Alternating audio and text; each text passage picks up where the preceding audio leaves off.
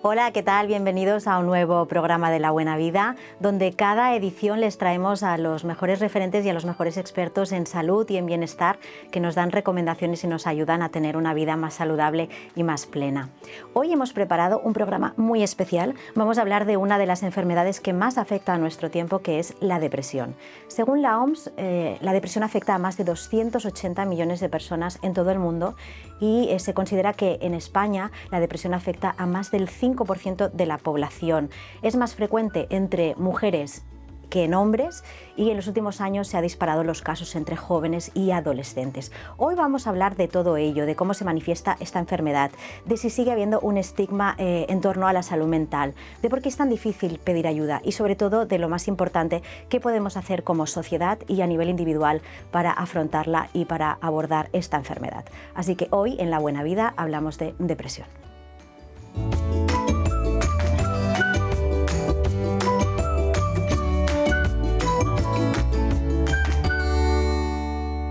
Pues para ayudarnos a entender un poco la depresión, pero con una mirada más rigurosa, hoy hemos invitado a nuestro plató a dos referentes de la salud mental. Ellos son el doctor Eduard Villeta, que es psiquiatra y es jefe de servicio de psiquiatría y psicología del Hospital Clínic de Barcelona. Gracias y bienvenido. Hola. Y luego tenemos también a la doctora María Portella, que es neuropsicóloga y es investigadora en salud mental del Hospital de Sant Pau. ¿Qué tal? Bueno, pues bienvenidos a los dos. Vamos a empezar por el doctor. Doctor, en la depresión, pues esto todo el mundo puede pasar, ¿no? Por tristezas puntuales, pues también atravesar momentos muy difíciles, ¿no? En la vida, ¿no? Y podemos tener pues estados de ánimos que a veces son muy bajos. Pero cuando decimos que tenemos de verdad una depresión clínica, ¿de qué se trata? La depresión es una enfermedad y no es lo mismo que estar triste o estar desanimado o que haya perdido tu equipo de fútbol o que haya pasado cualquier otra cosa, incluso grave, ¿no?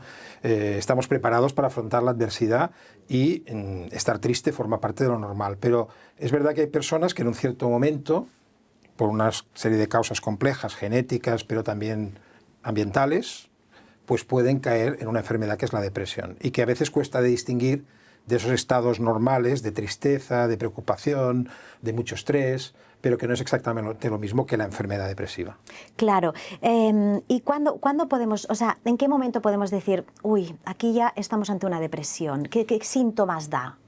Los síntomas son conocidos, es falta de ilusión, es falta de motivación, falta de energía, fatiga, molestias físicas inespecíficas, tristeza, pensar en la muerte, pero incluso todo esto, que forma parte de la depresión, puede ocurrir de forma transitoria, circunstancial en ciertos momentos. Claro. Es cuando esto dura más, cuando esto dura un tiempo, cuando ya afecta a lo que llamamos la funcionalidad, es decir, la persona, cuando ya le afecta a su trabajo, cuando le afecta a su familia, cuando afecta a las relaciones con sus amigos, con sus seres queridos. Al final, ahí ya estamos hablando de una depresión. Y por eso la gente tiene que animarse a no tener miedo a ir a los profesionales y consultar, porque si luego es una cosa menos grave, pues se puede solucionar a veces con unas sesiones de terapia sencillas, o a veces una psicoterapia un poco más intensa, o a veces con una medicación, que existen fármacos muy seguros y eficaces. Genial, vamos a hablar de todo ello, pero también querría saber, doctor, si nos puedes explicar también qué tipos de depresión hay, ¿no? Porque hablamos, por ejemplo, de la distimia, de la depresión mayor,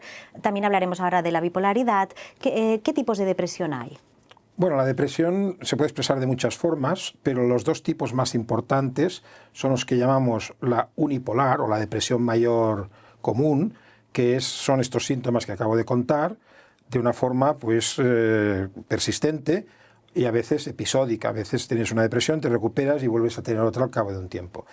La depresión bipolar es el otro tipo importante. Tiene como característica que se asocia a episodios en que se produce lo contrario, una aceleración, un exceso de energía, muchas ganas de salir, de quedar con gente, de gastar dinero, incluso puede llegar a extremos en que pierdas la noción de la realidad. Claro. Entonces, esos altibajos, eso es el trastorno bipolar, que se puede expresar como una depresión. Por tanto, lo primero que hay que distinguir cuando hay una depresión, primero es ver si es realmente una depresión, solo es unas circunstancias adversas transitorias, o si es una depresión que va a ir precedida o va a ir acompañada de episodios de euforia y de cambios de humor, o simplemente son episodios depresivos que a veces pueden ser recurrentes, ¿no? Que se pueden repetir en el tiempo. ¿Y va asociado siempre la depresión con la ansiedad, que también es el mal de nuestro tiempo? La ansiedad es todavía más frecuente que la depresión, claro, y puede ir sola o acompañada de depresión. A veces, cuando la ansiedad se hace más crónica, aparece una depresión asociada a la ansiedad.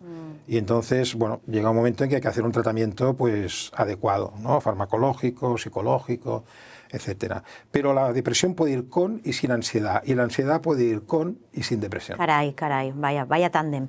Vamos a ver un momentito un vídeo del actor Javier Marín, que es presentador, que ha reconocido públicamente pues, que fue diagnosticado con un trastorno bipolar, y así vemos también el testimonio de una persona que lo ha vivido y lo comentamos. De repente mi cabeza empezó a funcionar de una manera distinta, veía la realidad distorsionada, cosas muy extrañas, actuaba de manera muy extraña. Para mí no, porque yo estaba viviendo una especie de realidad paralela y yo ese momento lo disfruté mucho, ¿no? Pero mi entorno estaba muy preocupado. Con el tiempo se vio que esas etapas que tenía eran unas etapas de subida o de manía, que se le llama más clínicamente. Luego pasé a la etapa de depresión. Con el tiempo vieron que lo que tenía era trastorno bipolar. Y fue una etapa muy dura de mi vida porque, sobre todo por la etapa de la depresión. Ahí me sentía angustiado, sin ganas de hacer nada, me costaba levantarme de la cama y llegué a un momento muy duro, muy crítico de mi vida que quería quitarme la vida. Yo sentía tanto dolor en mi interior que pensé en quitarme la vida y llegué a un momento muy crítico. Estuve a punto de hacerlo. Y bueno, gracias a Dios, en el último instante pensé en la gente que me quiere, que tengo alrededor, y decidí no hacerlo. Pero sobre todo lo que a mí mejor me vino fue que en los momentos más duros, el pedir ayuda, contarlo, decirlo a cualquier persona que estuviera en mi entorno, a mis amigos, a mi pareja. Lo explica muy bien, la Muy verdad. ¿Qué opina, doctor? Bueno, es de agradecer que lo explique en público, porque esto pasa oculto. La psiquiatría, las enfermedades mentales tienen mucho estigma asociados, Claro, están mal vistas, y cuesta decirlo en público. Si se dice, se ayuda a muchas personas que están pasando por lo mismo y que no entienden lo que les pasa. exacto. Él ha dicho una cosa que creo que es muy llamativa, que dice: fue un momento en que lo estaba pasando muy bien, pero mi familia estaba muy preocupada. Esta es la única... Es curioso, ¿no? Porque él dice, estaba disfrutando. Disfrutando. O sea, que en esta parte él está bien. Es la única enfermedad... O él cree que está bien. La única enfermedad en que la gente es feliz estando enferma. No hay otra enfermedad que dé felicidad cuando estás ¿Cómo mal. le quitamos esa felicidad, doctor? Se la quitamos porque eso lleva a la catástrofe, que es lo que él ha contado después. Luego viene la depresión, aparte de que luego te das cuenta de que has hecho cosas en ese universo paralelo que él decía, que te has equivocado. Hay gente pues que compra varios coches que sin tener el dinero para hacerlo, ¿no? O que regala cosas, o que se mete en negocios disparatados, o que se mete en relaciones de pareja que en el fondo no quería tener, pero se mete en líos. A la gente, cuando está acelerada, se mete en líos, ¿no? Puede consumir drogas también, que eso... mucho más peligroso todavía. Más peligroso. El trastorno bipolar tiene este elemento de la época de éxtasis, la época de miseria de la depresión, que en eso la parte depresiva se parece a las depresiones no bipolares. Vale, pero se tratan de manera distinta, entonces. Sí, por eso es muy importante distinguir un diagnóstico del otro. Claro. Porque el tratamiento es distinto. Doctor, y para entendernos, ¿cuáles son las causas que desencadenan una depresión? Porque él hablaba ahí de varias cosas, ¿no? De estrés laboral, de tal. También hay factores genéticos, es decir, de padres depresivos nacen hijos depresivos, o sea... Sí, pero a veces la gente tiene una visión como muy dogmática de la genética. La genética solo te da probabilidades. Igual que no somos idénticos a nuestros padres, pero nos parecemos en algo, pues también el riesgo de ciertas enfermedades va asociado a la genética, pero no tiene por qué ser idéntico la misma expresión de la enfermedad que en un padre o una madre. Pero sí hay un elemento genético. Esto lo hemos estudiado muy bien, lo hemos publicado, y sabemos que hay una parte genética y luego hay una parte ambiental, que tiene que ver pues, con cosas que muchas personas tienen, que es estrés, sea laboral, familiar, circunstancias adversas. Bueno, entonces cuando se junta la predisposición con las circunstancias que lo precipitan, aparece la depresión. Claro. Pero no puedes hacer solo una prevención por un lado sin hacer otra. Y entonces eso al final el tratamiento significa que también vas a tener que abordar la parte biológica, la parte de que hay cambios hormonales y en los neurotransmisores del cerebro, y la parte psicológica y social de entender mejor qué ha ocurrido, de recibir ayuda, de que un poco te ayuden a entender lo que te pasa.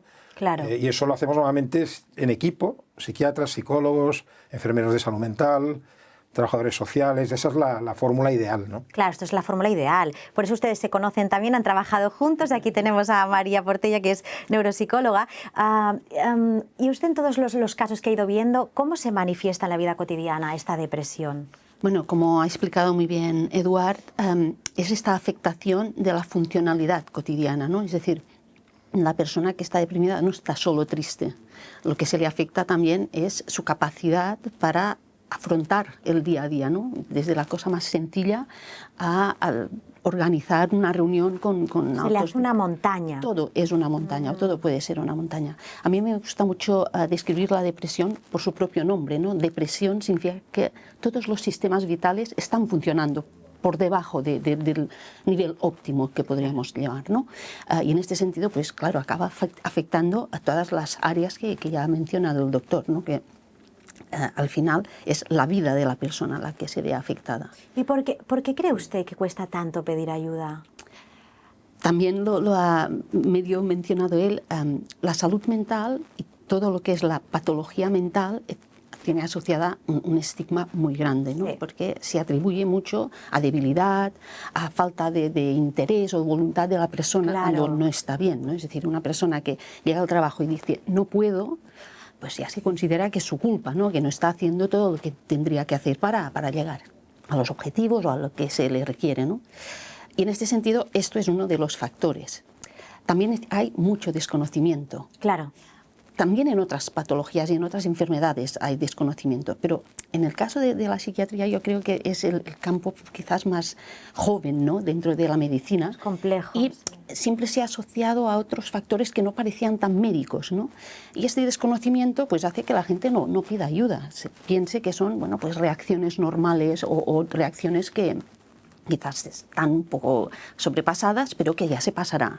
Y este ya se pasará es lo que nos da muchos problemas después, porque cuanto más tarde tratamos, peor es el pronóstico, ¿no? Claro. Esta prevención. Más difícil la recuperación. Claro, ¿no? porque ya el cuerpo ya ha sufrido, ¿no? Ha sufrido en muchos aspectos, tanto mental, pero también físico muchas veces. Hablaba usted del estigma, también lo comentaba el doctor, hablábamos del estigma, y precisamente antes veíamos a Javier Martín. Vamos a ver un pequeño vídeo también de Mercedes Milá, que es una presentadora muy querida y conocida también en nuestro país, y también explicaba pues, que había tenido varias depresiones y que además ya se le está como cronificando y está encontrando una dificultad en su vida para seguir adelante. La primera vez, bueno, es una razón de amor, le pasa a muchísima gente, no pasa nada. Si no tienes más, aquí se queda la cosa. Vale. Luego tuve la segunda, ya metido en harina con el gran hermano, sí, y se supone pues por dormir poco, me dijeron. Ya. Pero también no pasa nada. Pero amigo, como tengas la tercera, ya es una enfermedad crónica. Wow. Y ahí estoy yo. O sea, el día que me dijeron que yo tenía una enfermedad crónica y que por lo tanto podía aparecer y desaparecer en muchos momentos, que es como una espada de Damocles, ¿no? Que la tienes encima de la cabeza siempre. Y de repente sientes aquí como, que me lo entenderá la gente, vamos, estoy segurísima que si a alguien le ha pasado, lo entiende. Es como un puñalito aquí, como que te aprietan aquí y dices tú, ya está, aquí está. Está cabrona. Pero Mercedes, ¿tomas pastillas? Sí, pero hay veces que no me hacen efecto, hija. Hoy pensaba en eso, hoy podrían haberme hecho efecto y no me han hecho efecto y me he estado llorando como una idiota muchas horas. ¿Qué opina María? Que los famosos estén dando la cara y también hablando de todo esto, porque al final es una valentía enorme, ¿no? Pero es reconocer unas heridas muy profundas, ¿no? Y desnudarte en público. Sí, bueno, de hecho es muy importante, ¿no? Que la gente hable en voz alta, ¿no? de los problemas de salud mental y del suicidio, claro, porque es la manera de dar visibilidad y de que otras personas puedan percibir que les pasa algo similar, ¿no? Y personas como la que hemos visto de Javier o de Mercedes son personas que se expresan muy bien, claro, que son muy claras, que tienen un mensaje muy directo. Y esto ayuda, claramente ayuda. Aunque también podemos tener la otra parte, ¿no? Que no tan positiva, que es el riesgo de romantizar la salud mental, ¿no? Interesante esto. Y a mí a veces las películas o las series, como tratan estos temas, no son suficientemente finos o sensibles, porque no se puede banalizar. Son enfermedades, como decía el doctor, ¿sabes? Son enfermedades que se tienen que tratar. Este mensaje que decía Mercedes, ¿no? De que a veces no le funciona. Es que es así, es que no vamos a tener una respuesta continua muchas veces, ¿no? Y se tendrán que hacer ajustes o cambiar la estrategia terapéutica a nivel psicoterapéutico. Se tendrán que hacer cosas, porque no es una ciencia cierta que con las pastillas ya va bien o con la psicoterapia ya va bien, porque la propia vida oscila y tienes momentos que son mejores y peores. Expresarlo esto, hacerlo visible, claro, esto muchas veces no hay tiempo cuando en las redes sociales alguien explica algo, ¿no? Pero esta es la realidad de la enfermedad mental. Y quizás está muy bien que se visibilice, que existan estos testimonios, pero sin entrar en este riesgo de romantizar la enfermedad mental o de que es algo que bueno, es pasajero o que con fáciles soluciones pues ya está resuelto, ¿no? Que se puede convertir en crónico, que se puede se puede identificar y diga, pues a mí también me pasa y a lo mejor no le pasa. Entonces es verdad, es mucho más complejo de lo que parece, y yo les agradezco precisamente que vengan hoy y que pongan un poco de luz en todo esto, porque es importantísimo. También me gustaría saber, decíamos en la introducción que precisamente parece que la depresión afecta más a las mujeres. ¿Está relacionada con las hormonas femeninas y los momentos estos de cambio en una mujer, ¿no? Pues los embarazos, pues los pospartos, la menopausia? Sí.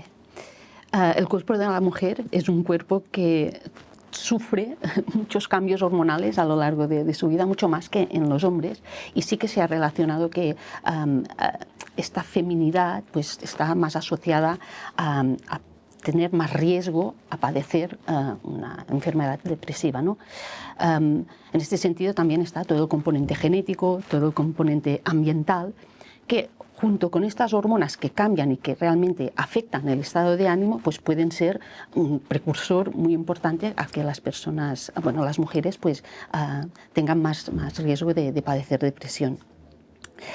Además, también toda la cuestión de las hormonas es que ha recibido poca atención por parte de la medicina, ¿no? Es muy nuevo esto, ¿no? Exacto, esta perspectiva de, vamos a ser concretos, de sexo en estos casos, pues nos está ayudando a tener una visión mucho más amplia y a entender que hay procesos que sí que son normales en las mujeres, relacionados con las hormonas, con las diferentes etapas de su vida, ¿no? Embarazos o menopausia, etcétera, pero que también hay otros factores por el hecho de ser mujer. Claro.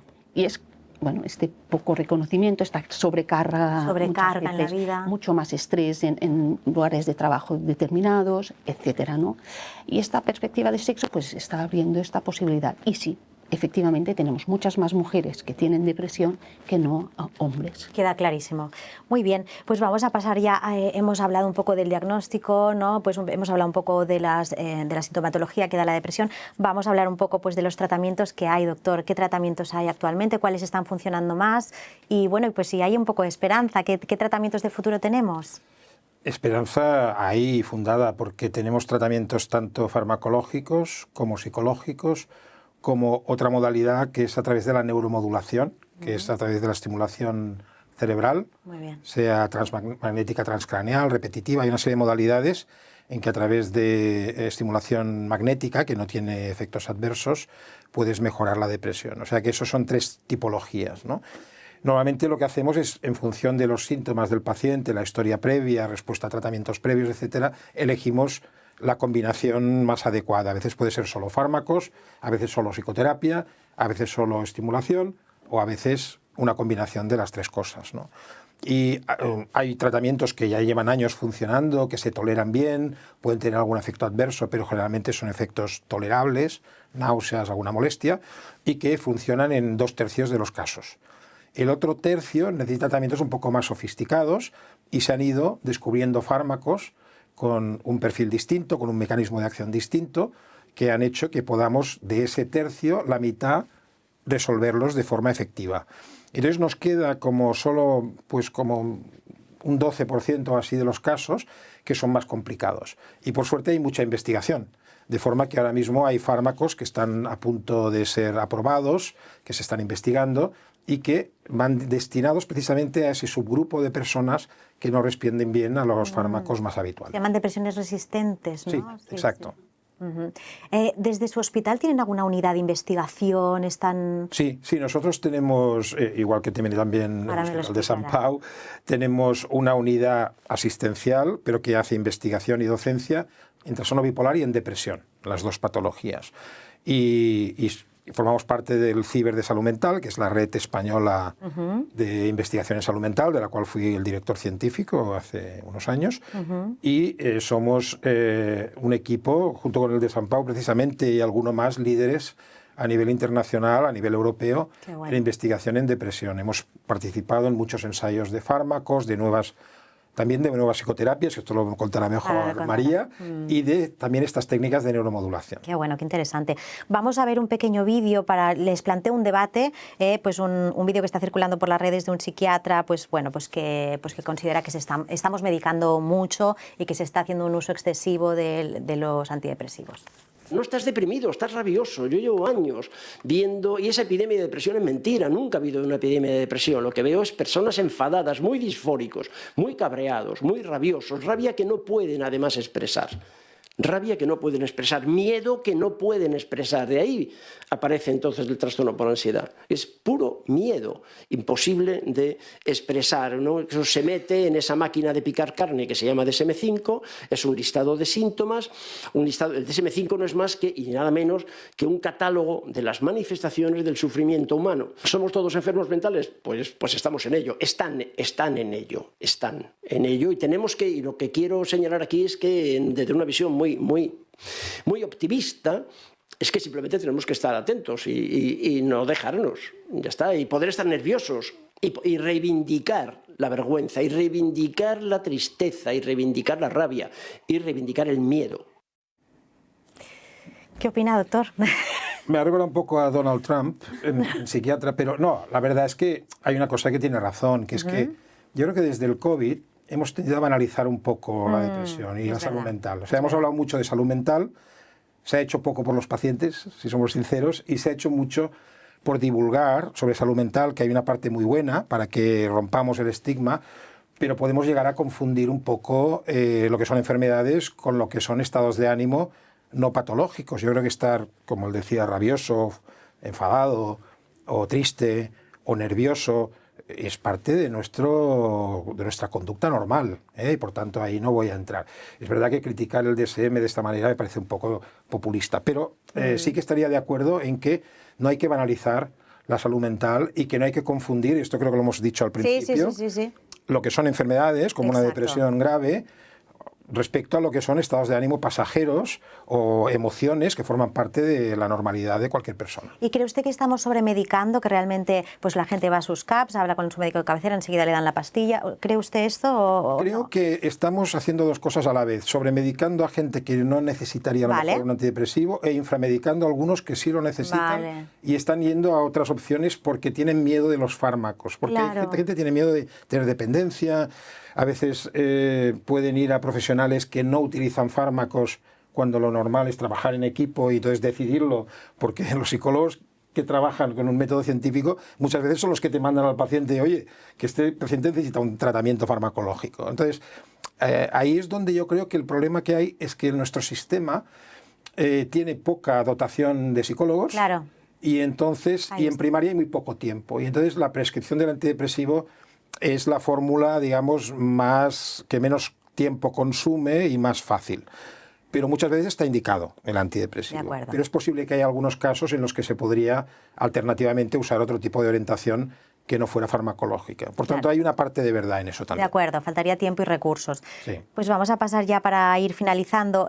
María, usted lidera un programa en el Hospital Sant Pau que precisamente es un abordaje terapéutico que es diferente, ¿no? Está más, si nos lo puede explicar un poquito en qué consiste y qué beneficios se puede obtener con él. Bueno, la cuestión era esta, ¿no? Que tenemos este porcentaje de pacientes que no acaban de recuperarse bien aun tomando las medicaciones correspondientes o haciendo algún tipo tipo de terapia, y lo que se les afecta es esta funcionalidad que decíamos al principio, ¿no?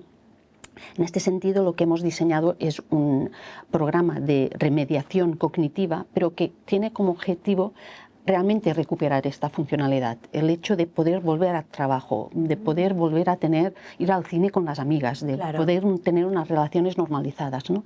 Y esto lo hacemos en base a este tipo de síntomas que hasta hace poco tiempo, y con Eduard hemos trabajado muchísimo, que son los síntomas cognitivos, ¿no? Son unos síntomas que no se contemplaban como tal, se decía, hay dificultades de concentración, pero realmente las personas con una depresión o con un trastorno bipolar o con cualquier otro trastorno mental tienen estas dificultades que están relacionadas con la organización, la planificación, la memoria, la capacidad de concentración, que también está enlentecimiento psicomotor, etcétera, ¿no? Que esto es lo que se han visto con los estudios recientes, estaría por debajo de esta falta de recuperación completa, ¿no? de estos pacientes, y este programa lo que pretende es esto, a través de una parte de entrenamiento cognitivo, pero sobre todo también una psicoeducación, una psicoterapia relacionada con este día a día, con las actividades del día a día, y es lo que estamos haciendo. Conseguimos dinero para hacer un estudio piloto, salió bien, hicimos un ensayo de fase 2 multicéntrico, también ha salido muy bien, y finalmente conseguimos dinero para hacer la fase 3, ¿no? Que es un poco para ver si funciona para cualquier depresión, por decirlo de alguna manera. Y en este sentido es esto, ¿no? El hecho de contar con unidades que son especializadas en depresión resistente o en depresión, tanto en el Clínic como en Sant Pau, y estos consorcios, ¿no? También el CiberSam nos permite esto justamente, ¿no? De acabar desarrollando cosas, porque nosotros nos basamos en un programa de remediación del trastorno bipolar que habían desarrollado en el Clínic, ¿no? En ese sentido, pues tenemos esta esperanza, ¿no? También hablaba de la neuromodulación con la estimulación cerebral profunda, también tenemos todos estos ensayos con estos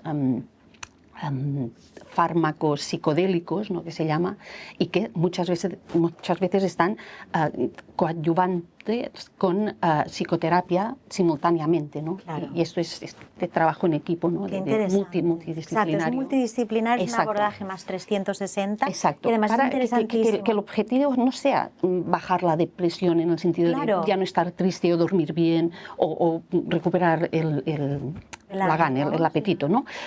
Sino que sea que la persona pues recupera su vida, ¿no? Recupere su vida, claro, porque no es al final, si te tomas un tratamiento y te aíslas, esto no es la solución. La solución pasa por todo esto, por trabajar todo esto. Es muy interesante. Bueno, mi mayor agradecimiento y profunda admiración por todo lo que hacen. La verdad es que es maravilloso. Gracias por haber venido y que nos haya servido esto, pues bueno, pues para dar a conocer también lo que es la depresión, su gravedad, porque además es una causa pues de incapacidad laboral y lo que hablábamos, ¿no? Pues también de suicidio, con lo cual es una enfermedad pues para mirar con muchísima atención, con menos estigma. Así que muchísimas gracias a los dos por venir. Un placer. Nos vemos gracias en a otra vosotros ocasión. por invitarnos. Y a ustedes gracias por seguirnos y nos vemos la semana que viene en la próxima edición de La Buena Vida. No olviden seguirnos por redes sociales. Muchas gracias.